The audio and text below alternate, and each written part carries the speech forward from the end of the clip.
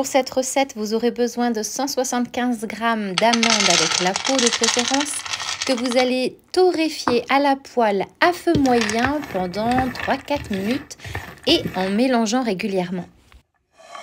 Puis versez le tout dans un bon turbo-mixeur et mixez par petits à-coups jusqu'à obtenir non pas de la poudre mais de tout petits morceaux de différentes tailles. Tant qu'à faire, c'est encore plus agréable en bouche.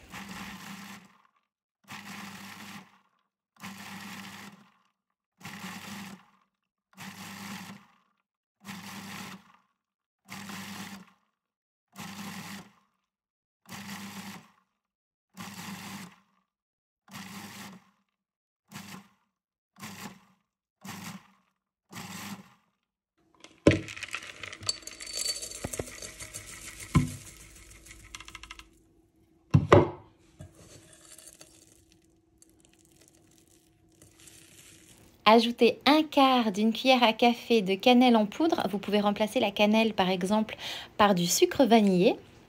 Ajoutez le zeste d'un gros citron et sachez que vous pouvez même ajouter le zeste d'une orange selon vos goûts ou vos envies. Mélangez rapidement le tout et mettez cette préparation de côté pour le moment. Passons maintenant à l'étape suivante en fouettant un blanc d'œuf jusqu'à ce que ça mousse bien. Alors je précise que l'œuf que j'ai utilisé était de gros calibre.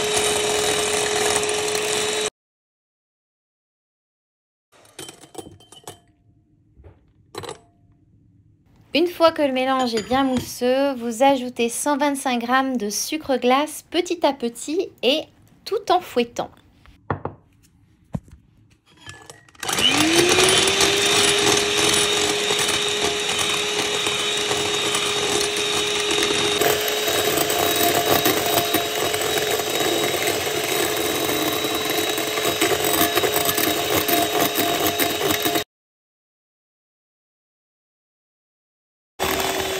Vous obtenez une belle brillance, c'est parfait, on s'arrête là et nous allons préparer notre nougat italien.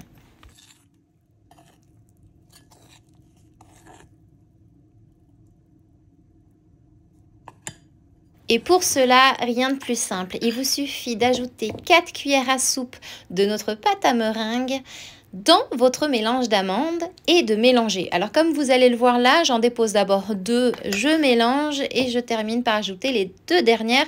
C'est juste pour m'assurer que je n'en mets pas trop. Cela va dépendre également de la taille de vos amandes qui ont été concassées.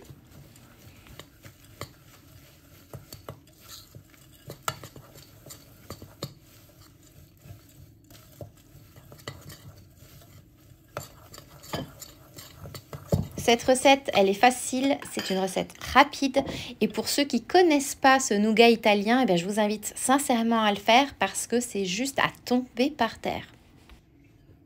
C'est une recette qui nous vient des Abruzzes, en Italie donc, et qui s'appelle les toroncini, qui veut simplement dire bébé nougat.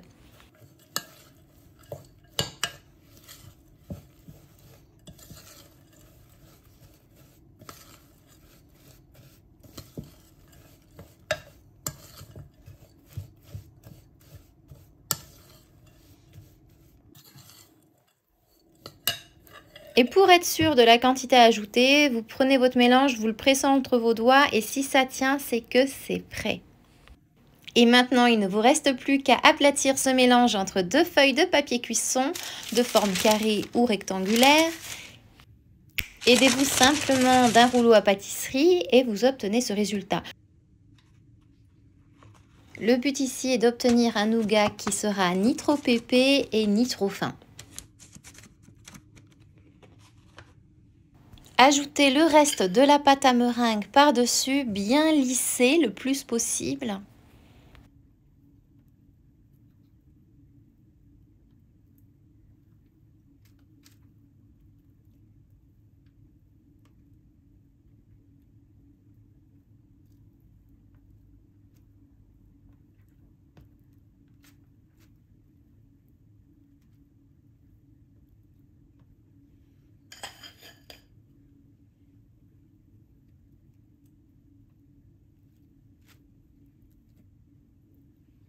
Puis coupez le tout en rectangle de la taille que vous souhaitez.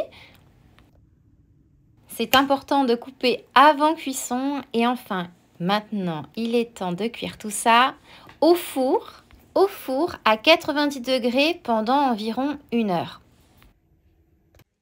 Vous obtenez un résultat vraiment parfait. Écoutez, ça sent super bon dans la cuisine, mais alors le goût, je ne vous dis pas, c'est juste magique. Tous les souvenirs d'enfance remontent à la surface et c'est un réel plaisir.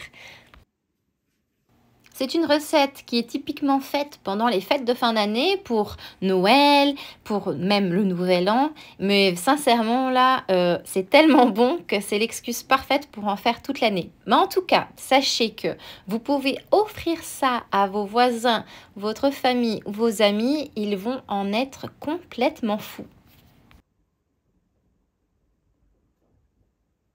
À déguster avec une tasse de thé bien chaude ou une petite liqueur de vin ou alors même un grand verre de lait.